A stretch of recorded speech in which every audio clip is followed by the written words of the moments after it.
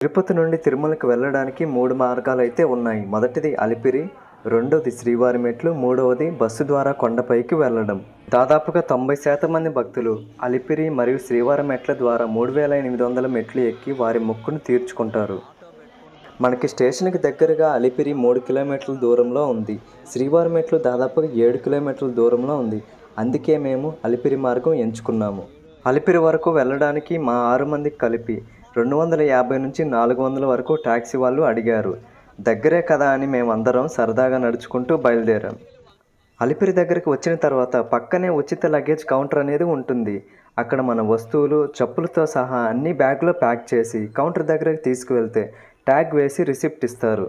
ఈ విషయం బాగా గుర్తుంచుకోండి. మన లగేజీని మెట్ల ద్వారా ఎక్కి మనం తీసుకొని వెళ్ళవలసిన పని లేదు. కౌంటర్ దగ్గర ఇస్తే మీరు కొండపైకి ఎక్కేలోగా పైకి ట్రాన్స్పోర్ట్ చేసి పైన కౌంటర్లో తీసుకోవచ్చు. అన్నట్టు చెప్పడం మర్చిపోయా, దర్శనం టికెట్లు కూడా కిందే ఇస్తారు.